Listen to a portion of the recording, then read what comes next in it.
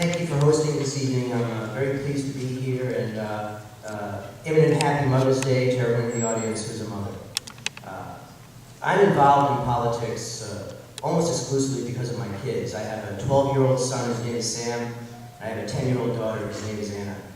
And I fear that they're destined to grow up to not be Rhode Islanders unless we get our economic house in order.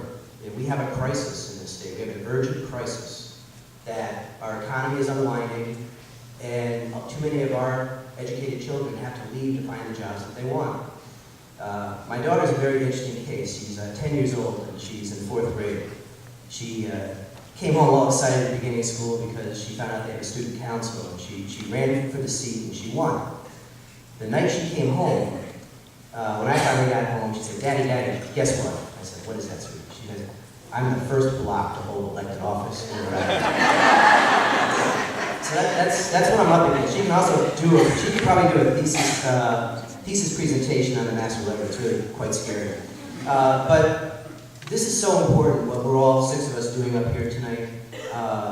The problems that this state has must be better addressed than they've been in the past, because the challenges that are coming at us are increasing in their difficulty and their seriousness. So I look forward to telling you my plans for fixing Rhode Island tonight, and look forward to all of your questions. Thank you. And now, Mayor Allan Fung. Thank you. I want to thank the Women's Fund and also Brown University for hosting tonight, for having this very important discussion amongst all the candidates. I'm Allan Fung, the proud son of immigrant parents who were both from China, leaving their family and their support structure, unknown word in which to come to live the American dream, and they chose Rhode Island. Rhode Island offered them so much opportunity. Providence was my hometown at first, and Cranston has offered so much. I was very fortunate to be the first of my family to graduate from college, go to law school, and come back to this state. It's offered my family so much, and I'm proud to be the mayor of the 3rd largest city in our state, which is also reflective of the demographics, the changing demographics of the state of Rhode Island. And during that time of year, one of the most important things that I've been trying to make sure that we do is to provide great opportunities, same type of opportunities that my parents experienced when they came to the state, for all men and women, whether it's in the employment field, or most importantly, for the business sector, creating a better business environment so that they can succeed and empower others. And I'm very proud of the fact that in our first 2 terms, we worked to create a business environment. Sorry, I guess I got too close, but we worked to create a better business environment where over 1,000 new jobs have been created. And that's what I want to take as I endeavor on this journey to become the state's next governor, to create a better business environment for all individuals so that it offers the same opportunities that it gave to my parents. Thank you. Next, Todd Giroux. Good evening. Thank you to the Women's Fund for hosting this event. My name is Todd Giroux. I am here tonight to focus on the democratic principles of equality, of putting people first, and economic equality and economic security, and affordable health care, Social Security, and increasing the minimum wage, continuing the civil rights progress and success in America. I applaud the work the Women's Fund and the National Organization of Women bring to the conversation of women's rights to the forefront in so many ways, most importantly in representation and in public policy, both at the local and national level. The 80 years of history leading to the passage of the 19th Amendment had its beginning in 1840, and since 1920, less than 100 years have passed, and we still see an expanding horizon of equality and opportunity to demand in this country. Language matters. We are all fortunate to live as generations that know, and education is the greatest equality, that each generation builds upon progress, tolerance, and expands civil rights. As governor, I will make policy to put people first. We know that. 1 in 2 since 1950 grew up without a resident father. We know that affirmative action works for women so that women can work. And we know the Lilly Ledbetter Act is working. So we know in another 100 years, the work we do to help the individual and family today will pay dividend for communities. I have an important message for Rhode Island, an economic stabilization program that draws on the 2008 Economic Stabilization Act. So I'll be talking to you about that tonight, how that betters the community in Rhode Island. Thank you. Thank you. Our next speaker is State Treasurer Gina Raimondo.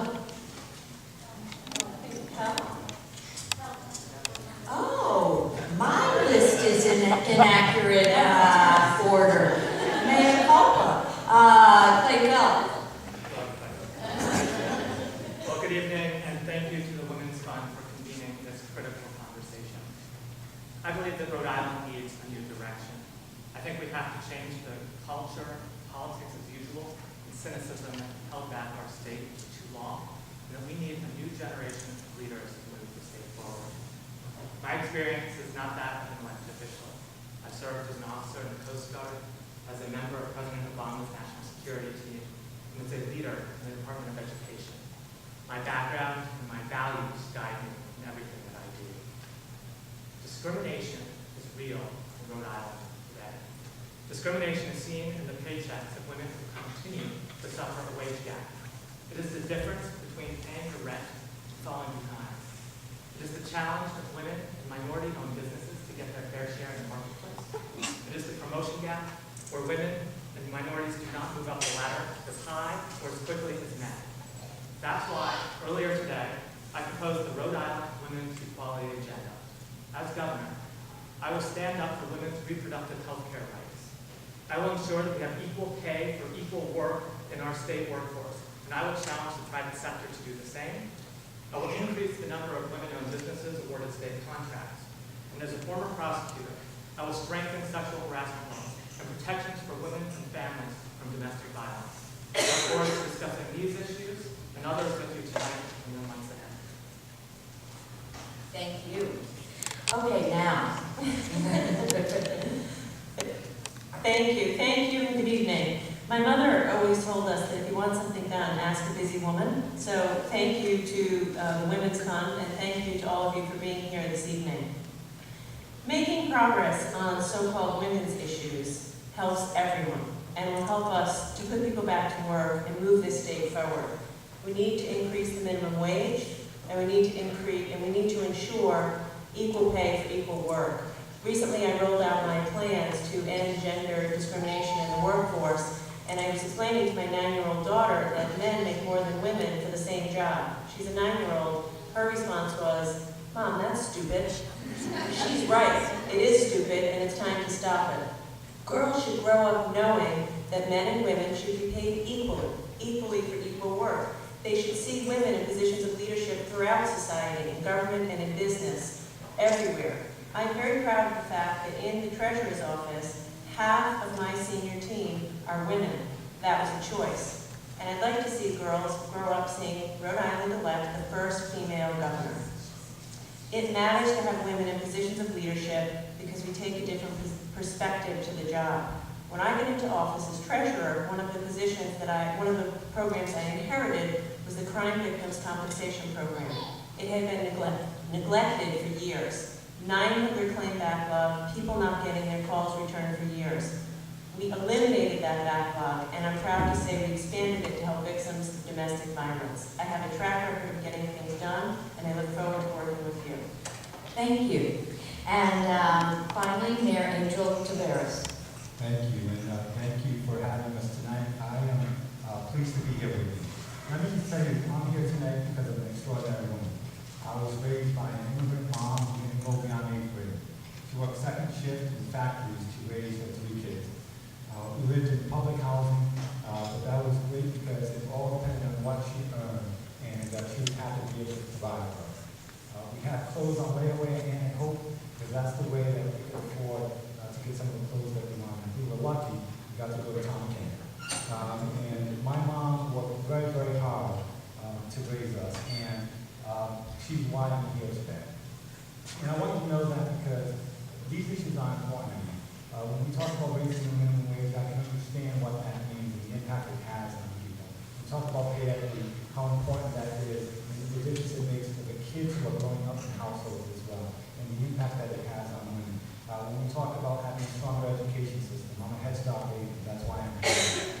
And I want you to know that my record in Providence, where we have, thanks to the work with the Women's Fund, we've appointed more than 50% of the women, 50% of my appointments have been women to boards and commissions. The fire department has helped increase the number of women by over 50%. The police department will be an increase of over 40% when this academy is done. And I know we have more to do, but I know that we've made progress.